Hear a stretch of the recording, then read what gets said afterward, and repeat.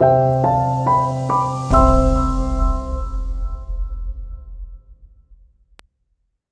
you for your time and agreement for this interview. I'm Komilie, representing the EMI Research sections at the English Language Internalization, or we call ELINET network. So, my name is Komilie, and I'm currently a faculty member in Universitas Pelita Harapan, and I am interested in knowing the work you do around the EMI. So, could you please tell us about yourself first, your name, work, and the role you currently have? Sure. First of all, thank you for inviting me, Komilie. It's always a pleasure to discuss the issues related to EMI. So my name is Pramod K. I'm currently an assistant professor in the Department of English Language Education at the Education University of Hong Kong. Yeah. Okay, great. So, considering that you are in University of Education Hong Kong, but we believe that you've been doing EMI in a particular context, can you tell us what are the EMI contexts that you currently involved in? Sure. So my EMI research to date deals with the context of Nepal primarily. So, however, I'm currently developing some research projects on EMI in the Hong Kong context, but again, it's going to take some time when the research is finally conducted and the findings are published.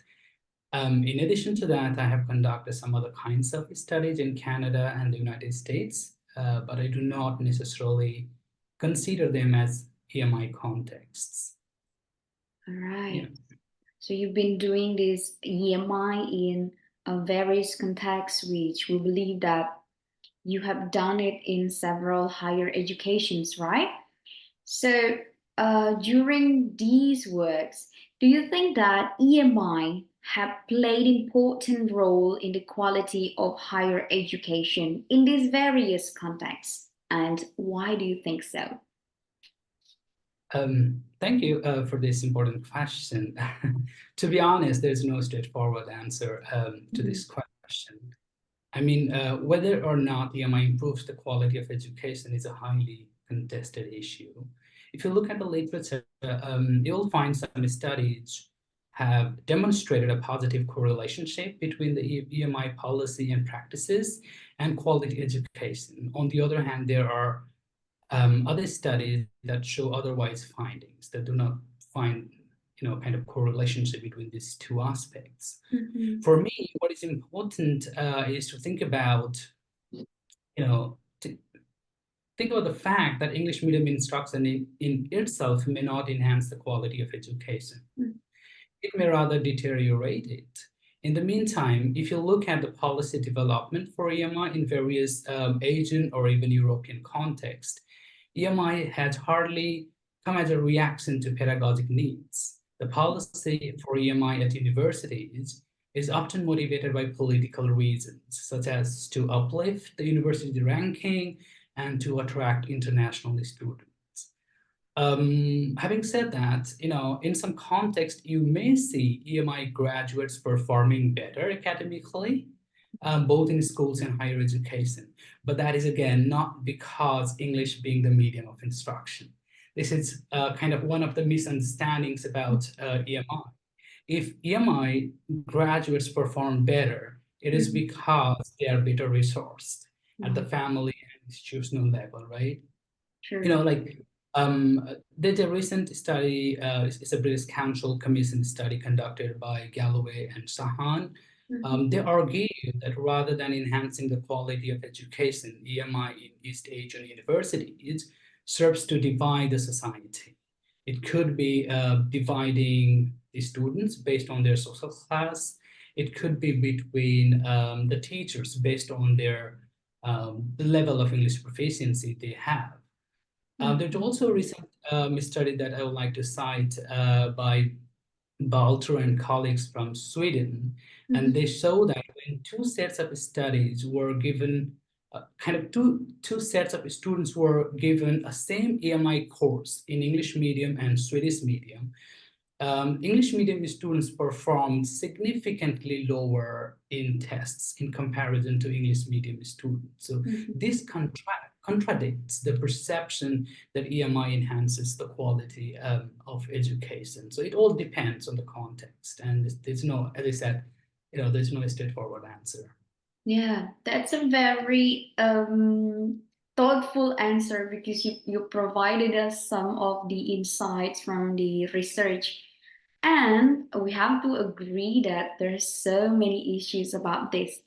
And what's more important is that beside that quality, I want to ask you, what about the English? Do you think EMI specifically improve the English of the students on EMI context? Well, this is another brilliant question. And first of all, we do not have enough research to suggest whether EMI improves the English level, proficiency level of students.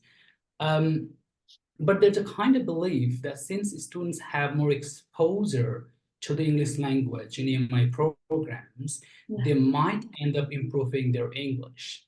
However, just simply being in an EMI program may not necessarily improve their English. If I can, talk about my own research, mainly primarily in the school context in Nepal, it does not necessarily seem to enhance English proficiency, primarily in public schools that are low-resourced. In many such schools, students are rarely exposed enough to English. In elite schools, the situation can be different, right?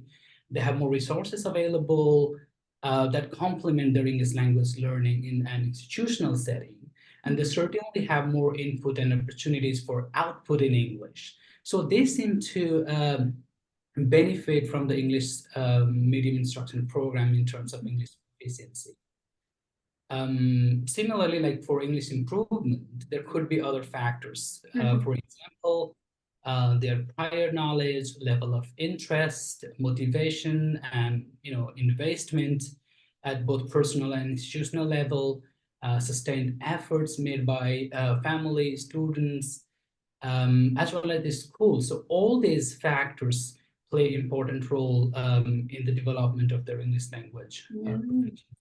Very interesting that you try to elaborate that proficiency in EMI might be impacted from the resources they had before and their prior knowledge. That's a very good thing to highlight. Now, let's move on to the research project that you have been conducting. So, what are the key findings or the key topic of your EMI research? Okay, that's great. Okay, so this is a broad question. I do look at various aspects of EMI in my research, primarily in the context of Nepal, and again at both school and higher education level. So, if I have to mention a few of my studies, so the first set of questions that I often ask in my EMI research is about the policy-making processes and the ideological and political motivations behind them. And my research has indicated that there are neoliberal motivations and imaginations behind the development of the policy. And therefore, I believe the EMI policy does not seem to benefit all children, mainly those from ethno-linguistic and social class minority groups. It has also shown that the EMI policy at the national level is mainly a reaction to the pressure that is put down on the government by international organizations like the British Council. There could be other organizations, as well as the private agencies, at the local level, in the country. And therefore, previously I said EMI is not necessarily a reaction to pedagogic needs. In this context, it is an ideological and political reaction to some situations. And the other set of questions that I often ask is about the impact of EMI. Mainly my ethnographic studies at schools in Nepal, in which I try to understand how the neoliberal EMI policy has created various educational and social and emotional impacts on the students. And that study has clearly shown the negative impacts on both teachers and students. And again, not only in terms of the educational achievement, but also their well-being. For example, in the name of EMI, students from low socioeconomic status family and ethno-linguistic groups have significantly suffered educationally and emotionally. Educationally, that could be like, because they go to low resource schools, teachers are not necessarily prepared to deliver English medium lessons. So, because the content area teachers, for example, do not know how to integrate English and content knowledge, they they happen to provide instruction in a way that further marginalize these students. And as well as emotionally, for example, like in a school where I conducted my ethnographic study, has two different streams, Nepali medium and English medium. When the school kind of segregate two groups of students within one location, and when EMI is perceived as a better form of education, the students going to Nepali medium instruction suffer a lot psychologically, looking at how the teachers treat them differently, for example, in the school. So the whole imagination of EMI to receive quality education and consequently upward socioeconomic mobility hardly becomes a reality in so many contexts. Yeah, that's a very in-depth analysis toward your context, and I think we could share that also in Indonesian context, because there is no fixed set of policies about this EMI yet. So everyone is doing their version of EMI, like institution decides on their own. So EMI in one context might be different from the other context. And depending on what you say, the resources, the socio-economic strata and levels. So I'll just skip one questions, and while we're talking about this policy and you've been giving us the overview of this context in Nepal, so who do you think is responsible in designing this first? Because you're mentioning that there is a difference between imagination and reality. So we suppose that there is someone that should be responsible to this. So who do you think is responsible in designing and setting the language requirement in EMI? So probably could we have it like in a unity, or is it good to just have it like different in different institution? I mean, I don't know, like who is. First of all, I think we need to ask the question, like the proficiency level for what. Whether this is just for the kind of entrance examination in order to map out the English proficiency to see whether the students are able to join English medium instruction. It's not. For example, in Hong Kong, that's the situation. So I think that primarily it is the if first of all, like I'm very uncomfortable. I don't like the practice of the mapping English language proficiency and Sure. those with lower proficiency students, right? And then you provide them different kinds of education. So that is, discriminatory in itself. But if you ask me the question, who should be the responsible, I think, it should be within the control of the school and the teachers who know the students and the classroom better. Anything that is kind of top down can be problematic, because when you set a standard for the whole country, that may not necessarily work for all contexts at the local level. Exactly. So I think it has to be the responsibility at the micro level. That's a great answer to that, because in a big country with multi-layer people, top down, I don't think it always works, but it only causes problem because they're trying to like put one policy to one size fits all. and that cause problem. Right, so very well done for the answer. Now, as you are moving, and I believe that you'll be moving with EMI in the future. So, and I've been seeing that you've been proposing translanguaging in some of your research. What do you think is the benefit of this translanguaging in EMI context? Does it bring a new face, fresh English to help low-income people, or is it like offering a new broken English, or what do you think? This is a very interesting question again. So I know people have been trying out to find newer approaches to EMI in order to make the practice of EMI kind of equitable for everyone. And translanguaging is, of course, one of the approaches people have been talking, in addition to like how we define English from ELF, English as a lingua franca. Yeah, true.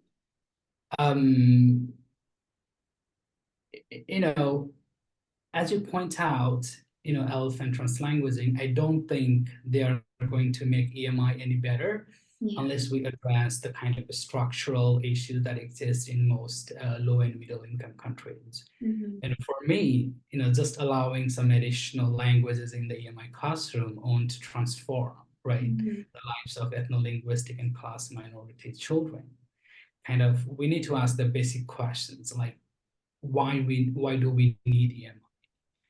Well, so if everybody has a consensus that EMI is needed and we cannot survive without EMI and there's no alternative to it, and well, then go ahead and, when it comes to practice of EMI, then of course, E should not, I don't say does not, E should not refer to English only. There should be the place for other languages as well. But again, we need to think how we're defining translanguaging and what kind of practices we are celebrating. For example, like if you look at my research on translanguaging, it's obvious that in almost all EMI contexts in Asia and Africa, teachers have always been using in other languages in addition to English, right? It has never been monolingual English. So kind of, but again, you need to see what are the other languages and what are the ideological, that language ideologies embedded in those practices. For example, if this is the practice of English and a national language, right? For example, Nepali is a national dominant language. So if English and Nepali are only used in EMI classrooms, and if someone defines that plurilingual use as a transformative practice, I think that is problematic. And that kind of scholarship in itself perpetuates inequalities, because for me, any translanguaging practices that does not build on students' home languages is problematic. Yeah. If we are saying, okay, so translanguaging is another practice that we should be building on, then well, that's a good idea. But we need to think that it needs to build on the students' home languages. It should not be another dominant language, for example, Nepali in Nepal, Hindi in India, or in Pakistan. If we just create space for those, again, another dominant national languages, we are simply promoting elite bilingualism rather than translanguaging. So we need to be a kind of, very, very careful about how we are promoting translanguaging in EMI context. True, because we don't want to really like sift this EMI at first by offering another form. We still want to grasp the English, but it's more like how do we put English in a multilingual context, right? Okay, great. So, what are your future hopes and expectation in this EMI research or which area do you think that needs more work from the EMI researcher? Well, I mean, it's been a few years now since researchers have started exploring various aspects of EMI, so it is not a brand new field anymore. Having said that, there are many areas that still need lots of research. Primarily, I think it needs a critical lens. In the last 2 to 3 years, people have started, conducting EMI research from a critical perspective. I think that needs to be promoted, and that needs to be, taken forward. And anything related to English, I think, needs a decolonial lens these days. But again, like, it depends on people how they are kind of They feel defining English, right? colonization.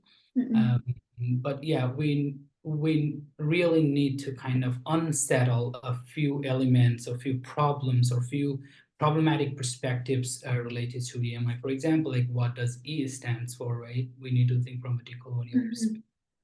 What is instruction? What does instruction mean really in EMI? So there's so many other aspects. We need to, understand how EMI is impacting on the lived experiences of various students. So, for example, there's one strand of research that is emerging recently is in relation to emotions. So what emotional challenges both teachers and students undergo in the EMI program, I think that kind of research is also needed.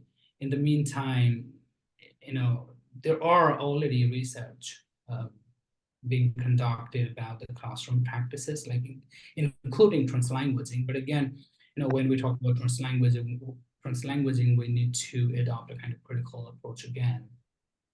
So yeah, in summary, I think there are certain areas, mainly from a critical perspective, that need critical, immediate attention by researchers. Very thoughtful and very inspiring talk with you, Pramod.